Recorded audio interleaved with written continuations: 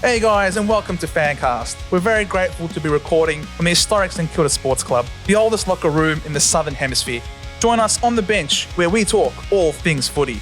We're fans, and this is FanCast. How are you? G'day guys. Welcome back, guys. We're at the second quarter, aren't we? What a great opening quarter that was, Joe. Absolutely. Smoke and Joe Mercedes in the house. Thank you so much once again for coming on.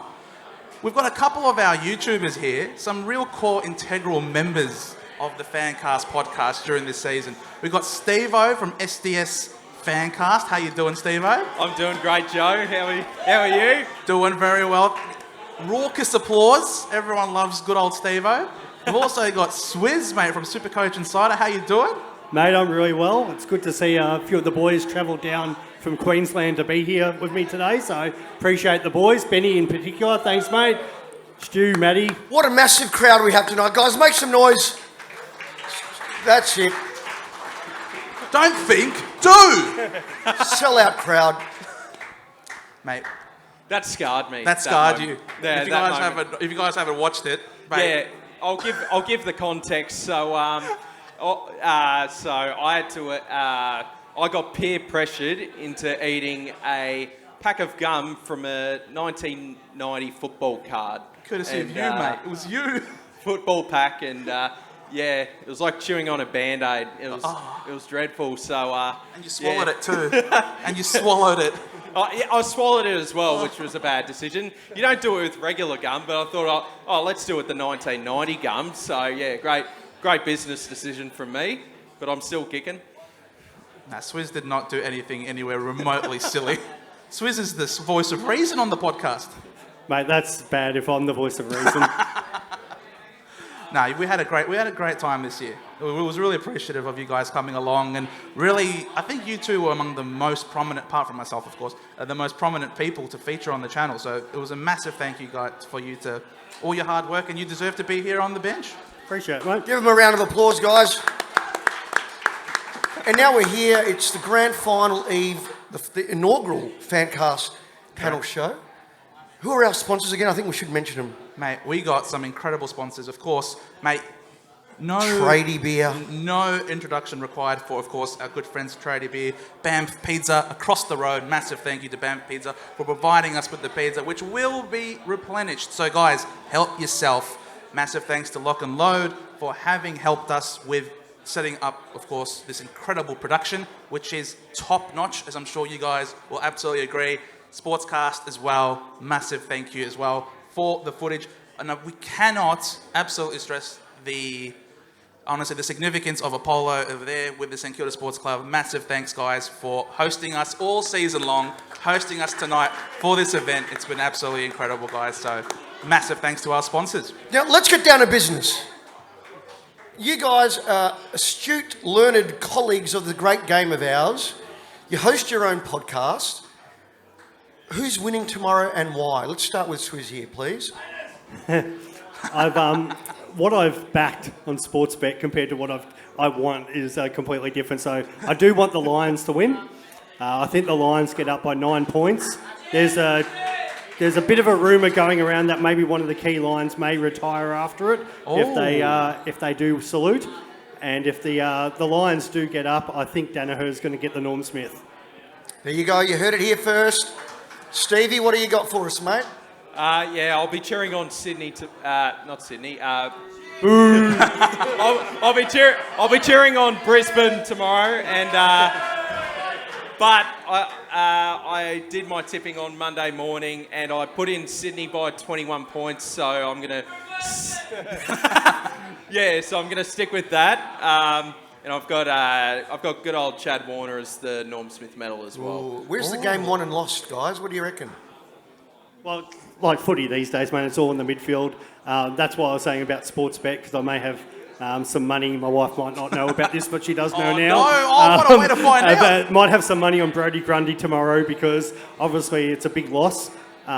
Losing Brisbane's ruckman, Darcy Fort, he's going to battle, but it's going to be tough. And I think if Grundy's giving first service to those midfielders, Goulden, Warner, Heaney, who's had a fantastic season, career best, they're going to get that first use, hit up those forwards.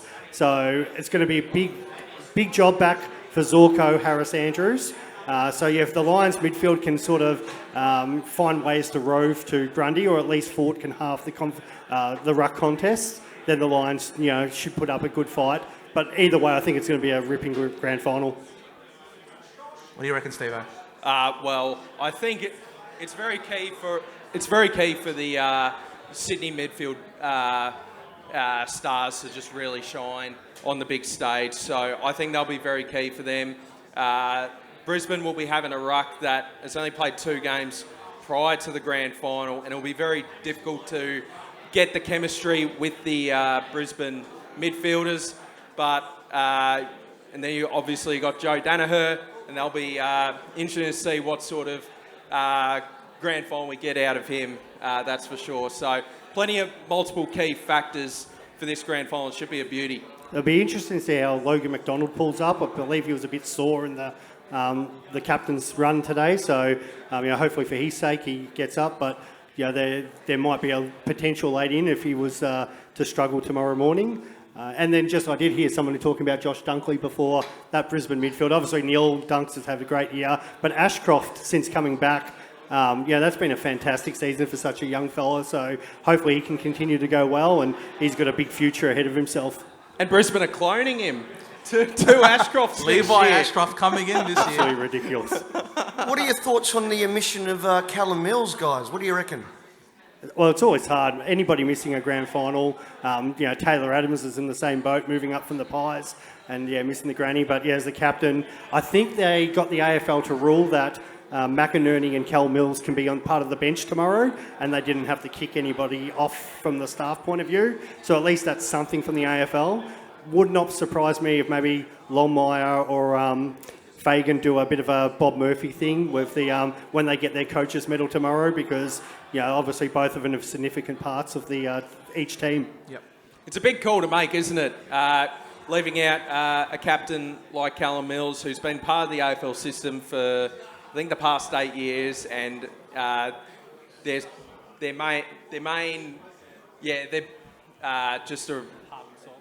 heart and soul. That's the word I was looking for.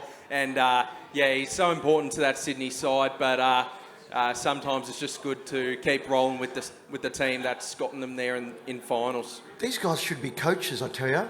I know, right? They just know it inside out. Cheers to you, boys. We're where just are their trying to beers? Where are their beers? They need some beers up here, please. How am I supposed to cheers? I don't have any beers. Well, quick with the mic. Cheers. Cheers. Me and Swizz have drank all the beers, actually, so... my Queensland mates are drinking them all for me back there. Where are the Queensland boys in the house? Can I hear you? Yeah, there they are. Hey, we've got a fair contingent here. Yeah, there is. Not a bad contingent A here. couple of, I heard a 19-hour car trip down with some of the boys, so fair effort that. That's not too bad at all, not too bad. Well, I think we've spoken to you. Oh, there you go. Look at that. Thanks, Dave. Oh, that's so nice. Mate, there you go. A couple of good lagers, those ones. There you go. Help Crack them yourselves, open. boys. Help yourselves, boys. Want to introduce or? Yeah. Should we go? Well, now that we've spoken about the game, we're going to do an introduction. Guys, listen up, please. It's a special introduction. He's a great mate of mine. He's an absolute, we'll just say champion of our game. I think that undersells it, actually. Probably, I can't find the right adjective. Can you say legend? Legend. Potentially, maybe? He's a legend. He's a legend. A legend. Guys, please give it up for the man himself, soon to be Lord Mayor of Melbourne, Mr. Anthony Koutoufides.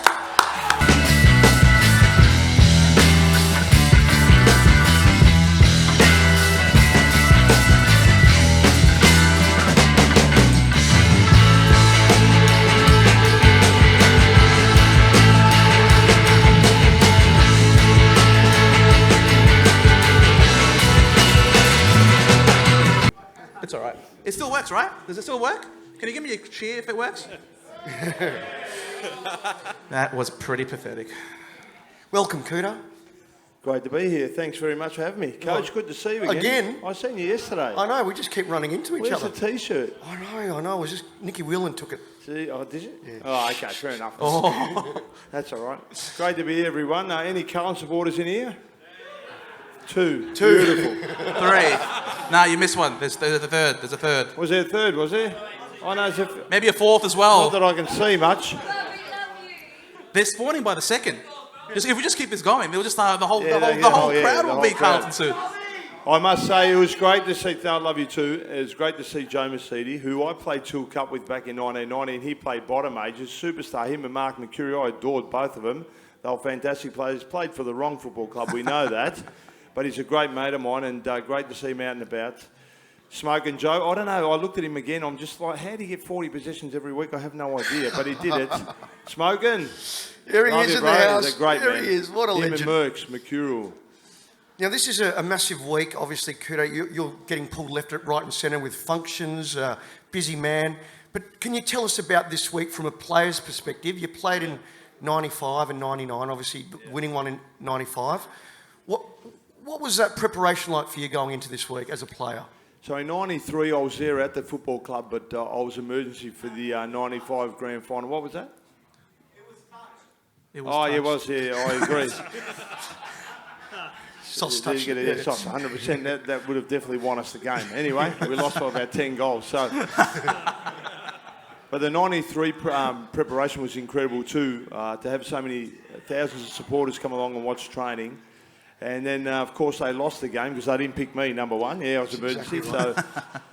So then 95 came along. So 94 was sitting on top of the ladder with 1 week to go, and we lost the last round to Essendon, believe it or not. So we finished second, and the finals series back then, I don't know if you guys, you did the extra. Well, I can remember you flogged Richmond the week before that because I He's got a knocked Richmond out of the man. ground. So Yeah. about 130 points or something like that Yeah. out at Optus. Correct. And then I think the Cats flogged Richmond. Maybe they got to top of the ladder, or it was West Coast, something like that. I reckon. And then I reckon West Coast might. yeah, maybe and then 94. Yeah. Thanks, mate. And so we finished second on the ladder, and Melbourne, back then it was first play 8th, second play 7th, so we played Melbourne thinking we would win, and then Melbourne beat us, and then we had Geelong, who were missing 4 of their top 10 players, so we thought, this will be easy, and we got flogged again. So straight sets out in 94. 95, everyone was saying that we were too old and too slow, and we didn't have a great pre-season. But then come season, we won the first 7, lost 2 to the 2 bottom teams, and then we never looked back from that moment. And that was the most extraordinary year for me as a 22-year-old kid, northern suburbs of Melbourne.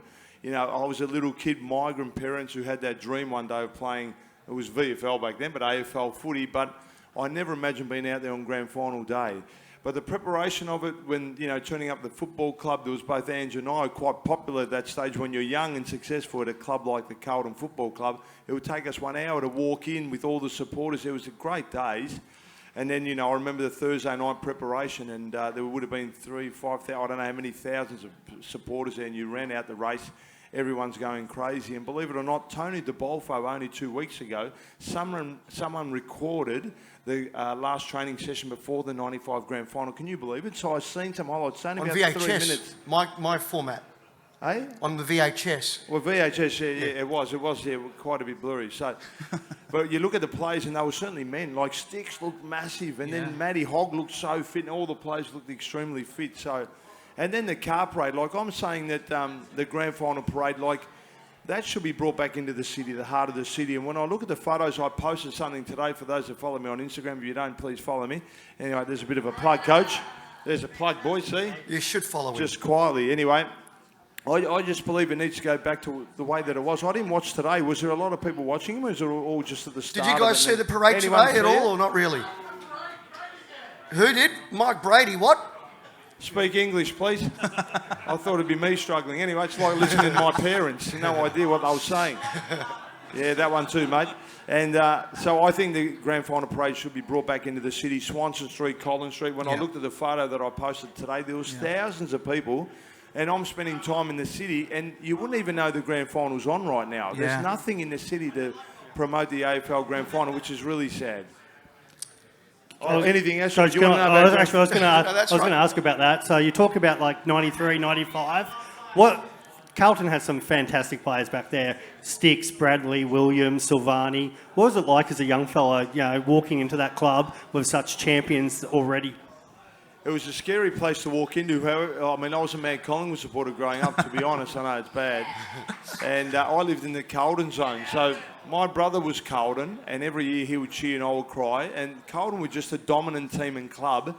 And so when I walked in there at the end of 1990 for the 91 season, I understood why they were so successful. Number one, they had the greatest president of all, and that was John Elliott, who created a family environment there that I look forward to turning up every single day and representing that football club.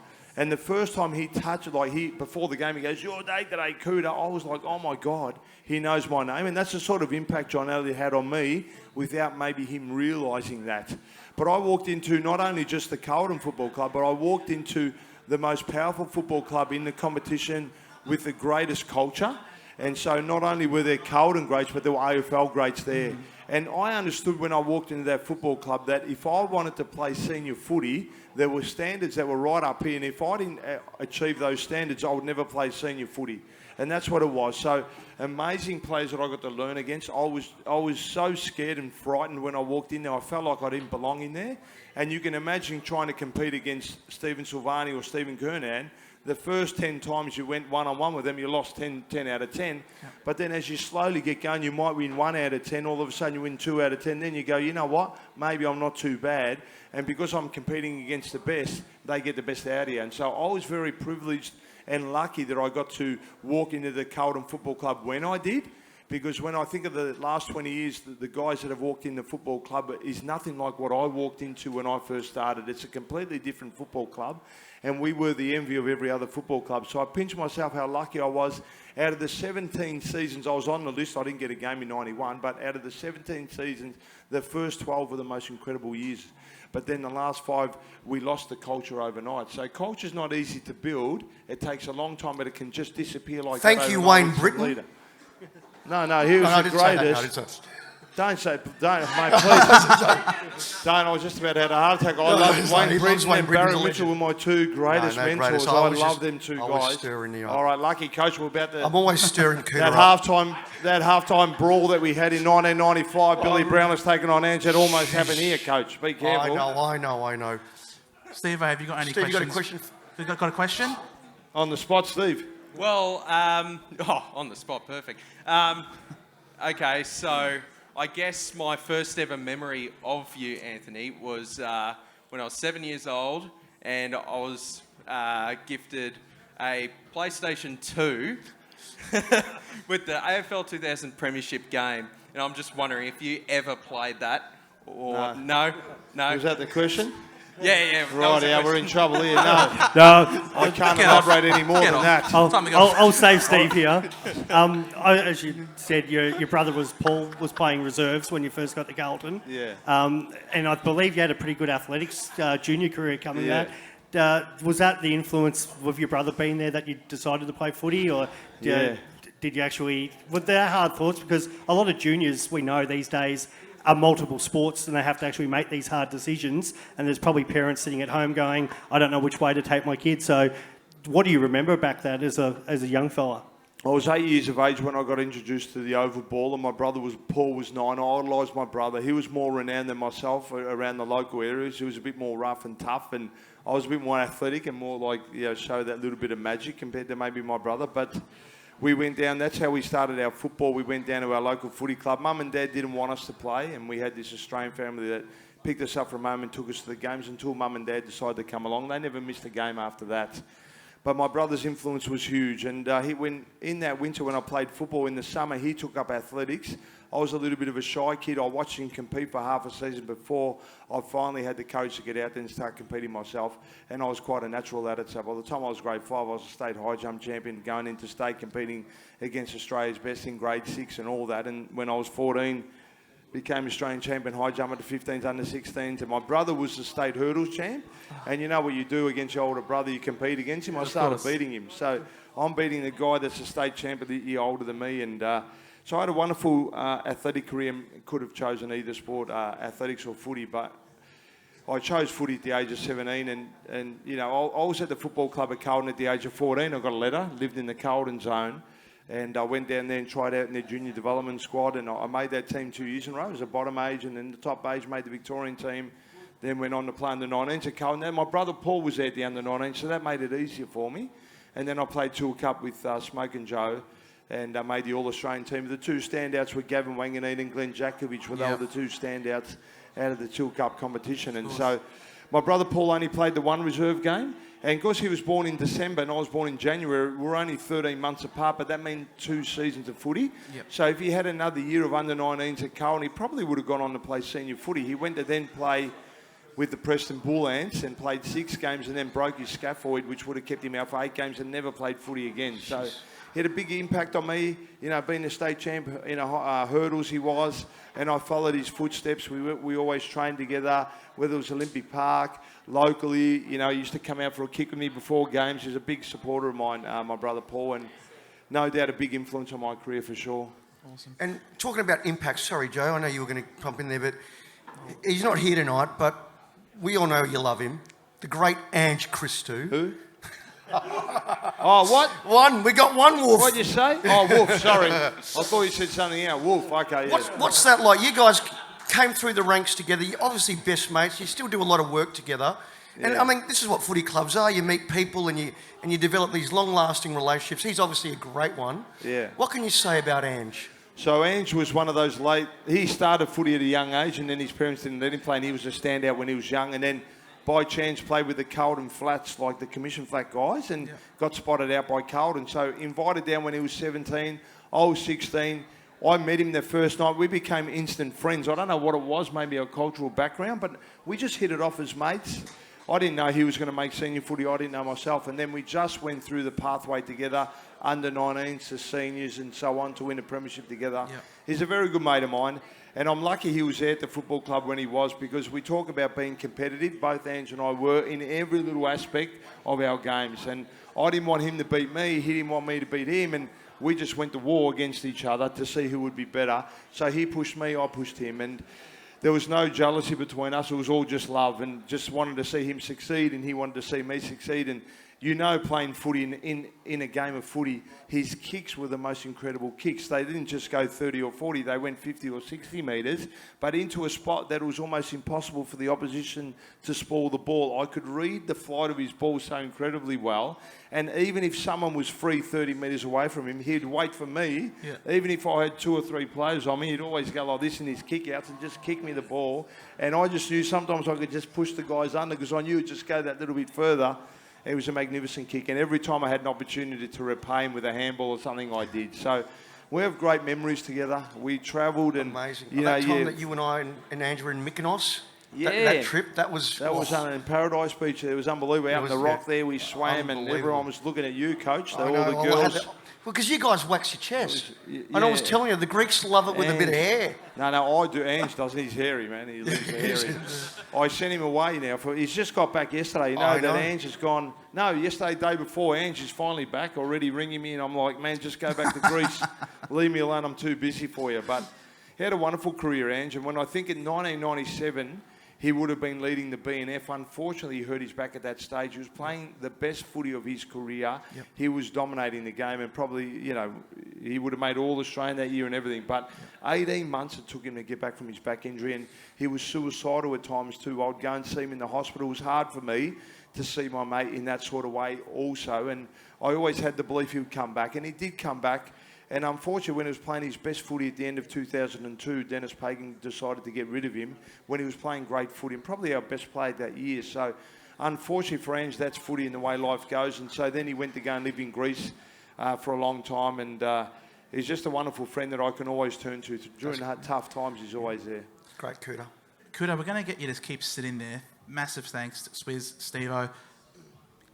We're going to say goodbye to you for now. We will see you later, but we are going to bring on a Carlton channel that we've had on. So you're going to be sitting on the couch with some Carlton boys, the Monday Blues.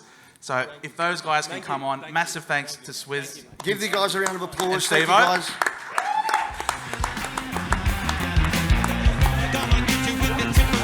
Monday Blues, come on up.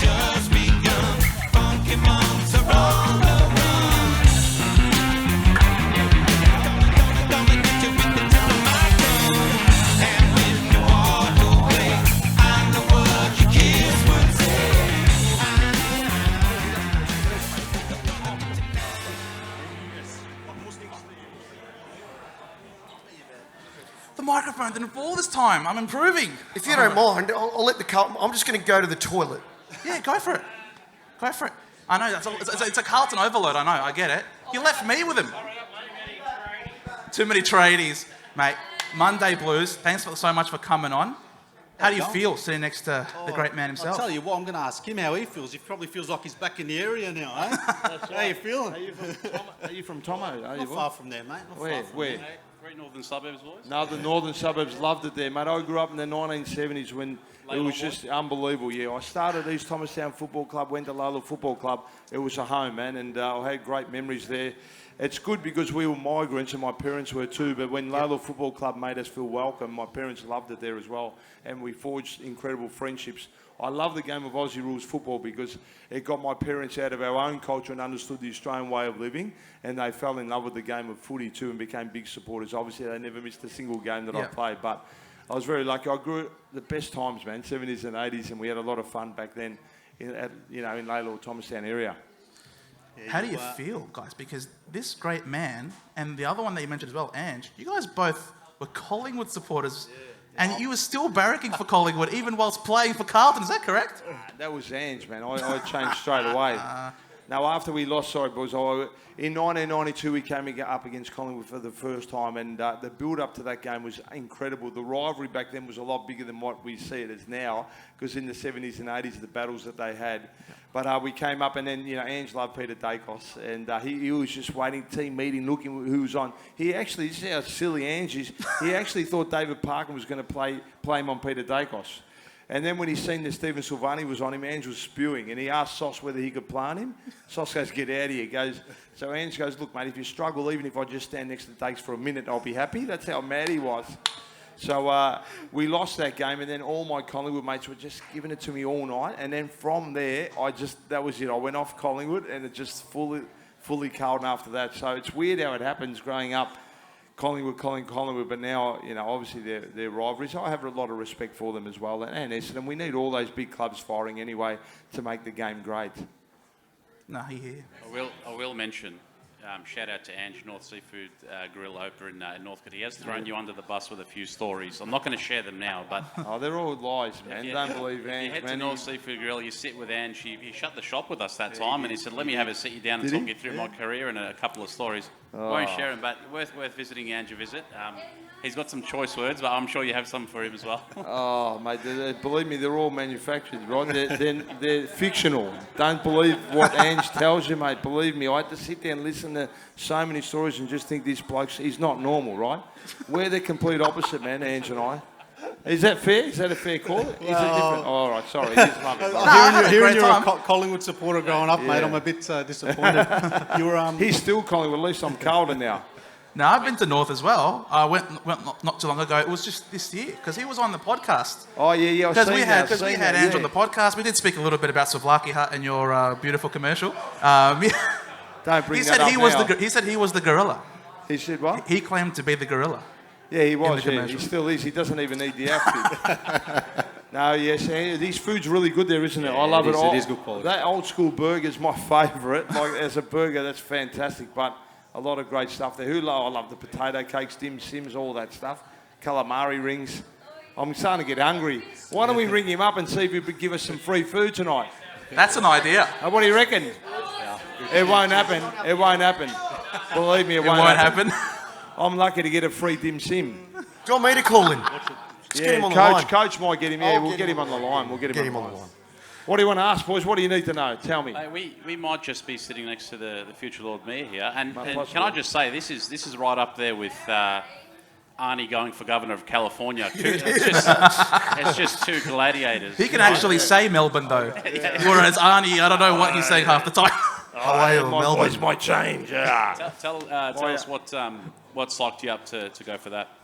Oh, just because of the love of Melbourne, boys, really. And I think how lucky I was. My parents were, came to this country. I was born here, and how privileged it was to live here in the 70s, 80s and 90s, where we had freedom and it was safe and we can go anywhere we wanted. And I bragged about the city of Melbourne to my relatives whenever they came. Like it was our little hidden secret that I didn't want the rest of the world to know, because when you travelled overseas, you'd look and go, okay, it's a great time, but we live in the best country in the entire planet. And so to see the city the way that it is now, I just feel like, mate, if I can have some sort of impact and make it in a better way, I'll be wrapped. That would sort of sum up for me, live my dream, play at the Carlton Football Club, achieve over and beyond anything that I imagine, but to go and help the city, that's something even more at another level that I never imagined myself to be able to do. So if I get that opportunity, boys, and I would really love it, you know, to be able to have Can I that just add in there, Kouta is one of the most generous men that I've ever come across, and for him to give back to the city is a testament to that generosity. So on behalf of myself, and I'm sure the rest of the guys FanCast, on the couch, you can say that. Team Kouta all the way. All the way. Team Kouta all the way. Let me hear a clap for it, boys. Team Kouta! Thank you. Is that even Collingwood supporters clapping? Just to clarify, yes? Great, fantastic. Our love for our city. And free coffees, right? Free coffees on Free coffees on a Monday, everyone. On a Monday. Just That Monday. free fitness lessons courtesy of That's Kouta. right. Don't forget Free that one. fitness sessions, you're right. I'll take And the- you up. I'll take you And up. you're going to They bring... reckon, And you're they going to reckon bring the rumour is I'm going to be concrete in the botanical gardens as well if I get in. Free luckies for everyone. That's And it. Ange will be Lady Lord Mayor. Ange, can you believe it? Is Ange going to have any position? Hey? Is Ange going to be deputy? No way, mate. He's ringing me every Come day. on. When he rings me now, I'm like, nah, stuff you, mate. Hang up. Did.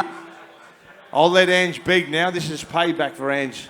And you're going to bring back that engagement on this public holiday. Because this is a public holiday. Yeah. You're going to bring the parade back.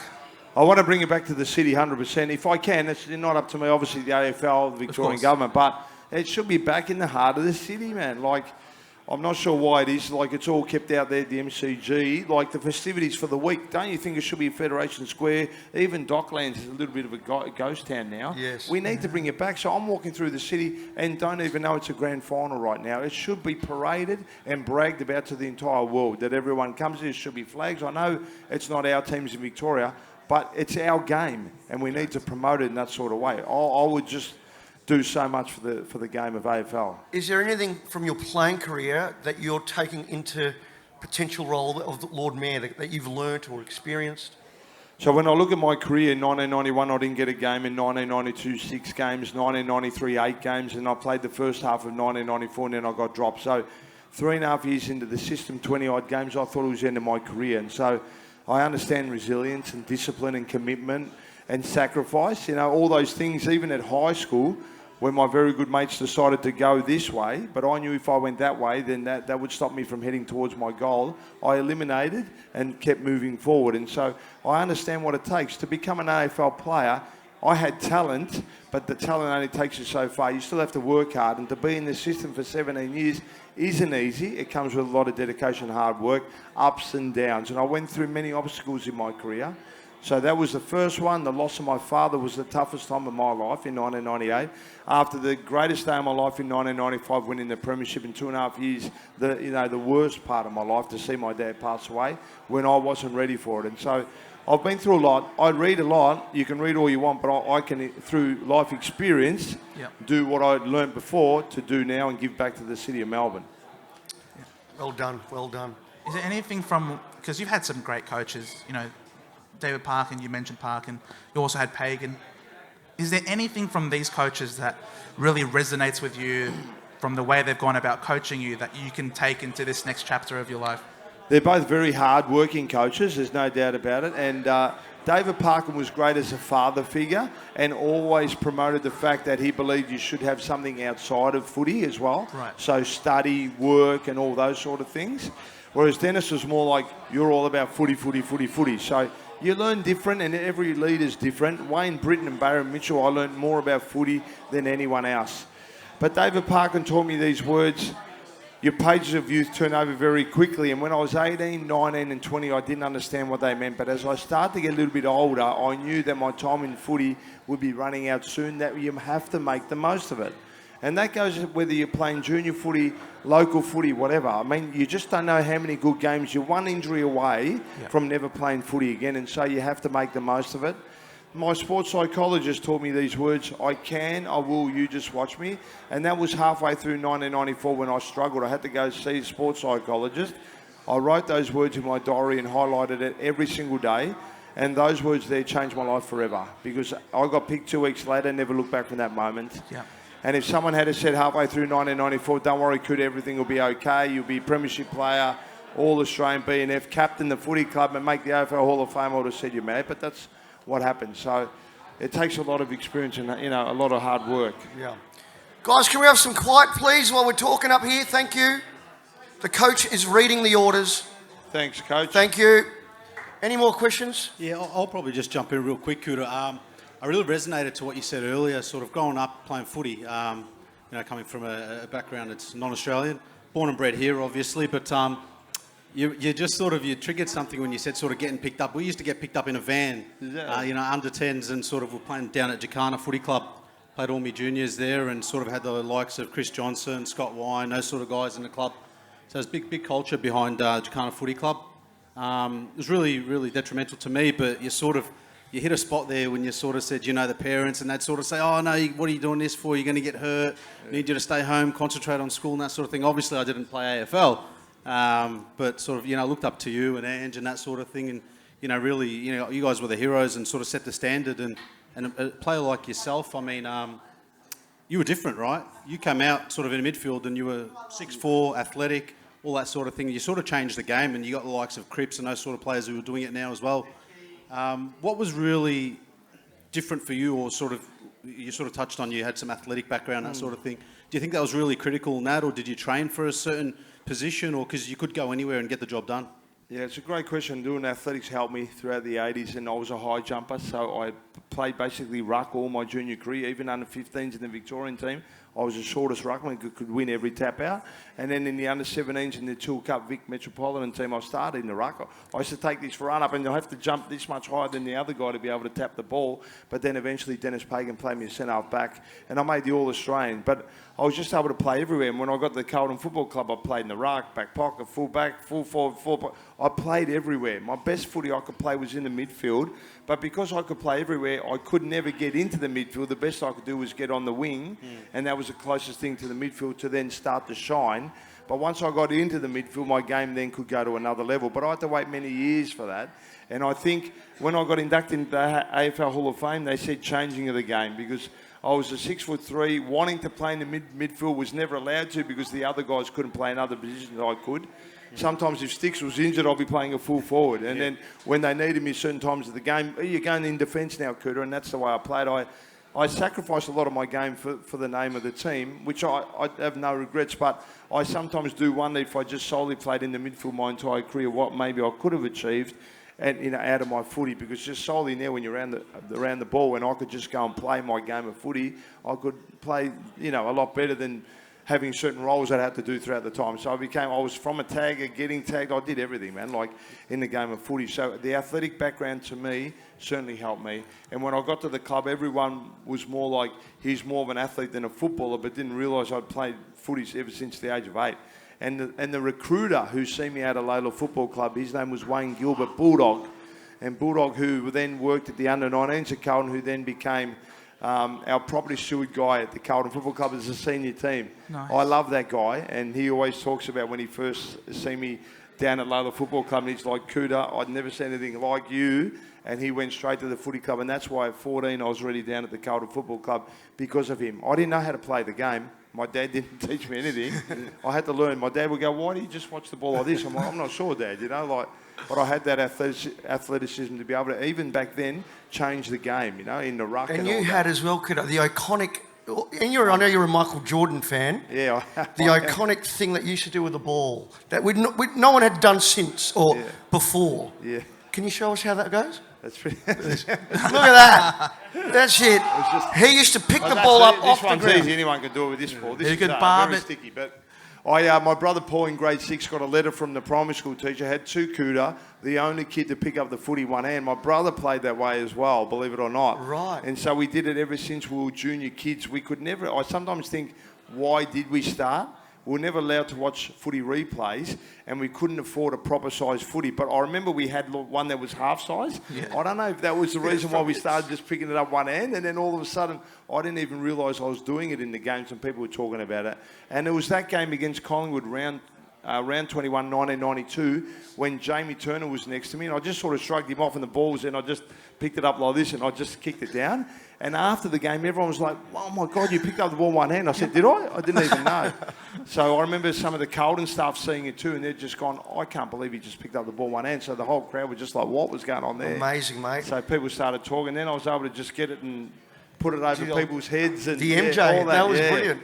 And that's part of the greatness. Part of the greatness is that you're doing things without meaning to, Yeah, I but didn't other even people's know. minds are blown. And you're talking about you weren't sure what sort of career you would have had if you played on ball. I guess we're seeing Paddy Cripps do it.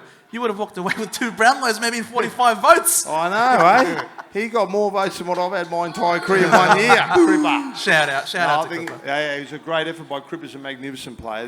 And you know what? Not only just a player, but a great leader of that footy club. During tough times, mate, he's created a great culture there, because the guys that are players there are fantastic kids that are so highly respectable, you know, and so he's done a great job. But no doubt, I was Brownlow favourite year 2000, but I didn't quite get over the line. Well, Shane Woden was a deserving winner. Shane Woden, he was. Who's that? Yeah. Well, guys, we're going to have to wrap up pretty soon, but we'd love to throw to the floor. Obviously, if you're on YouTube, I don't know if you can they ask questions on this thing? I don't know how it works. I'm still dealing with fax machines. We love the coach. Have we got the microphone here? Yeah, it's coming. Yeah, the microphone's back at its way. There's one there, is there? Yeah, right there. No. That's a good question. That's a very good question. Wait, how did I hear him ask? Can you hear me? 1, 2, chat. Kouta, can you hear me? What? Give him a tradie beer. Yeah. Give him a tradie beer. Oh, you got it. I He thought got so. it. He got it. He got it. I meant to say give him another one. So, you talked about culture at Carlton in the mid-90s. Hold the microphone to your mouth, mate. Sorry. So, you talked about culture at Carlton in the mid-90s. My cricket club, Monash, I feel we're losing our culture. Yeah. What would you say we could do to bring it back? That's not a bad point, that one there. Always works. It's a good question, but it all stems from the leadership at the footy club, and that's how it starts. And I know when Jack left the footy club, then it was a different football environment. And so I think as a leader, you've got to... Footy to me is the toughest game in the world, and if you don't create a friendly environment where people and the players look forward to going to, you'll never get the best out of them. It's too hard, the game. And so when we look forward to turning up to training and playing the game, we could play our best footy. But when the environment isn't good and you don't look forward to it, you don't play good footy. And unfortunately, that's the way it is. So I'm not sure what the environment is, and there's no simple answer of culture. But you've just got to try to do the very best that you can to just not let it go. Because when it's gone, man, it's hard work to get it back. Yeah, we heard what Smoking Joe had to say about winning culture. Did he? Moving away from the Bombers as well. So, but these guys follow Carlton every single week. They're the Monday Blues. Do you follow Carlton really closely now, even if you're after you've left the game behind? Well, I don't watch footy closely, but if there's ever... Obviously Carlton, I love them, and when I get a chance to watch them, my lifestyle's so busy right now that it's hard for me to sit there and analyse. I don't do that, and I don't listen to talkback stuff and all that. I just watch from afar. I had the privilege of doing Blues radio, which was fun. That was so much fun, where it's just all about Carlton, so that was good. But I don't analyse. I don't look at them and go, what do they need, moving But he's forward underselling himself. He's also a premiership winning coach for Ivanhoe. Yeah, 2 years. 2 back years to running, back. back to back. First 2 years of coaching there. Brilliant. I coached this year too, the Ballarat Footy League, right? And that was 2 years in a row of coaching against Jonathan Brown. So we've beaten them 2 years in a row. So Brownie, Beautiful. if you're out there, the problem with Jonathan Brown, who coached the Hampton League, right? He took them to go and watch Collingwood play North Melbourne. I knew when he did that, they were never going to beat us. You can't let them go and watch Collingwood, mate. No. Any other questions, guys, from the floor for Kouta? Up at the front here. Oh, we've got a fly. Is that one of them? Is that a flyer? Oh, look at this. Bring it up. Bring it up. Can we see it? Bring it up. That's important, that one there. Hey, Kouta. How you going? Bring it up here. Quick question. What do you want to run for Lord Mayor for? Did I answer that before or not? Thanks, Sahil. You were talking. Well, there it is there. Oh, sorry, I wasn't listening. Vote Team Kouta. I already answered that really. And I have a love for Melbourne, City of Melbourne. We've got a lot of great initiatives and policies now we're bringing out with many more. The safety one's coming out on Sunday, so look out for that because right now, the city, a lot of people feel uneasy through the city, and so it's important. No matter what we do, without safety, people won't come in. So it's a high priority for us, and many more things coming too. I'm excited by it. I'm excited. Team Kouta. Team Kouta all the way. All the way. Put your hands up if you're going to vote for Team Kouta. Yes, absolutely. Absolutely. Righto, any other questions, guys? Yep, one more out there. Oh, a couple more. Couple more questions. Oh, we've got one up here at the front here as well.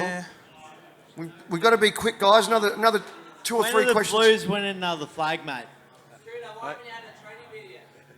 I don't know. Yeah, we'll bring out the Bring tradie up a beer. tradie Bring beer. up the beer. Oh, there it is. Oh, On your Betty boy. He said, when do you think the Blues are going to win another flag? What was that? when do you think the Blues are going to win another flag? Was that the Oh, question? next year, Next year. for sure.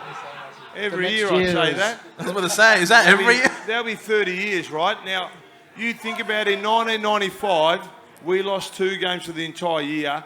After we won that game, who would have thought we'd be waiting 30 years to see another premiership? Not me. Smoke and I thought we Joe were said gonna the win same one thing. 2 or 3 years later.